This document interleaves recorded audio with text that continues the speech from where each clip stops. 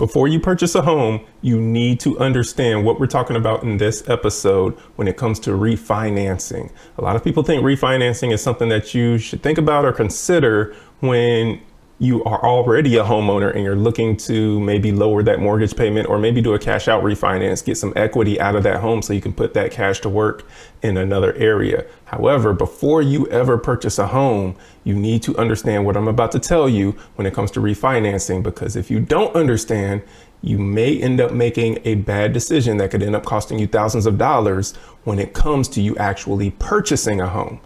Thank you for tuning into the Greatest Asset Community Podcast. I'm your host, Frederick Middlebrooks, and we are going to jump straight into things talking about refinance. So when it comes to refinancing, if you don't understand what refinancing is when you essentially take the mortgage that you have and you replace it with a new mortgage. Now, that new mortgage might come with a different loan balance. It might come with a higher interest rate. It might come with a lower interest rate. But that's essentially what refinancing is in a nutshell. So if you were to get a loan for $400,000 to go purchase a home, and that loan came at a 7% interest rate, you keep that loan for a couple years later, interest rates drop to say 5%. And you say, oh, I want to refinance. I want to get a new interest rate, a lower interest rate. Then you would do what's called refinancing. You would go to a mortgage lender. It could be the same one that you already have your mortgage with, or it could be a different mortgage lender. And what they would do is they would do a new loan for you, and they would get you a lower interest rate, and they would roll all the cost into getting you that new loan into the principal balance of what you owe on that home. So in any case, let's get on into it. What do you need to understand about refinancing? So refinancing has pros and cons like anything, and you need to understand what the pros and cons are. So to start off with some of the pros, as we already stated, refinancing can help you lower your interest rate. That is a huge plus because it can save you hundreds of dollars every month on your mortgage payment. Another thing that refinancing can do to benefit you is that refinancing can get you money out of your home. So you can do what's called a cash out refinance. And then you can pull money out of your home. Let's say if you have a $400,000 home, you owe $200,000 on it.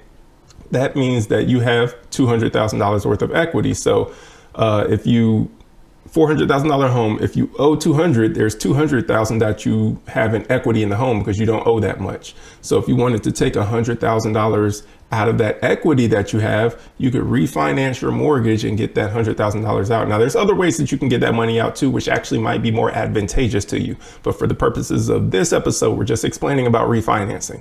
You could get that $100,000 out, and now you can put that $100,000 to work in other areas. Maybe you have a lot of high interest debt, credit card debt, things like that. And your credit card debt might be crushing you at 20% interest rates right now, but you can get a loan on your home for maybe a 6% or a 7% interest rate. So you take $100,000 out of your home at a 6 or a 7% interest rate, and you pay off 20% interest rate debt.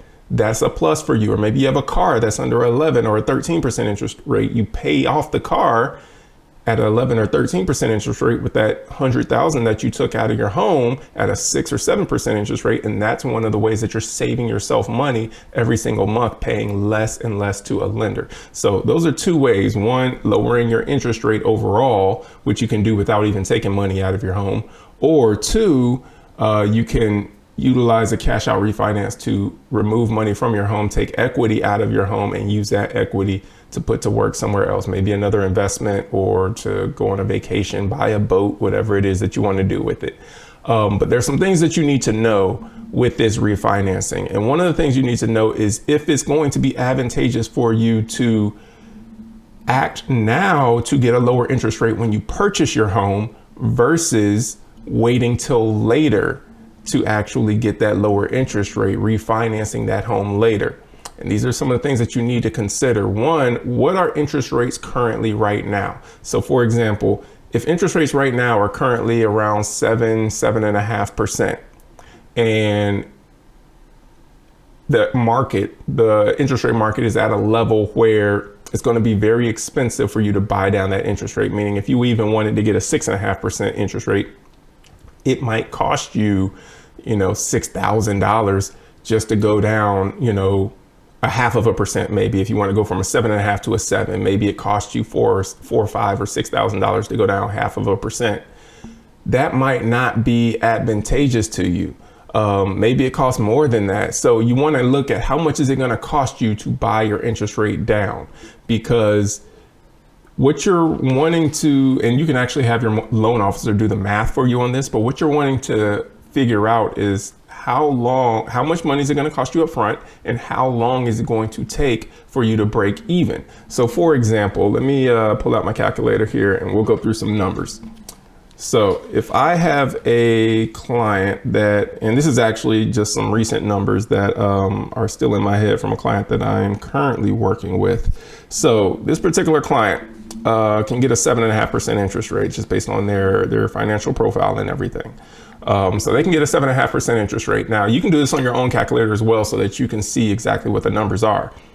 They could buy their interest rate down from a 7.5 to a 7, but it's going to cost them $2,600. So it doesn't seem like that much, but that $2,600, because the home price for the home they're looking to buy is not a really expensive home price. So for that $2,600, it's going to only decrease their mortgage $60 a month. So if you do the math, you got $2,600, divide that by the 60, and you can see how many months it's going to take them before they break even. So that's 43 months. So that's about 3.5 years, just over 3.5 years that it's going to take them for them to break even, meaning that they need to stay in this loan for at least 3.5 years before it would have made it worth it for them to pay $2,600 up front just to save $60 a month on their monthly mortgage payment.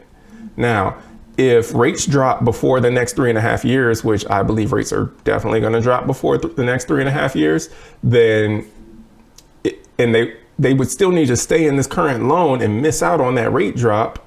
Or if they took advantage of the rate drop, they would be losing out on money here, because let's say that let's say rates drop in 18 months from now. So if you take that 60 and you multiply that by 18, you get $1,080. So if they were to refinance in 18 months from now, that means that they would have saved only $1,080. They had not saved the full $2,600 that it cost them. So if they were to refinance in that 18 months, then now when you subtract that $1,080 from that $2,600, that's $1,520 that they just wasted, that they just threw down the drain because they did not wait 3.5 years before they refinanced. These are the things that you must be thinking about when you're purchasing. Before you actually purchase your first home, you need to understand refinancing and whether or not you should get that lower interest rate now or whether or not you should wait. Because as you can see here, in my opinion, and this is what I advise this individual, I think you should take the higher interest rate because I think interest rates are going to drop lower within a year or two. And you need to stay in this. If you take the lower interest rate now, the 7%, you're going to need to keep this loan for at least 3.5 years. And if rates drop below 7% over the next 3.5 years, you're going to miss out on that, or you're going to waste money on this $1,500 worth. But by taking that higher interest rate, yes, that individual over the next 18 months would have been paying $1,880 more spread out across 18 months because their mortgage payment would have been $60 more. However, in that 18-month mark, when they get ready to refinance, they've got that $1,500 that they didn't have to pay up front. They've got that $1,500 now that they can utilize to be able to put towards doing the refinance on their home. So these are some of the things that can really save you thousands and thousands of dollars. And that's for a home that is actually a lower priced home. I'm talking, below 200,000. However, when the numbers get bigger, you're talking about $300,000, $400,000, $500,000, $600,000 homes.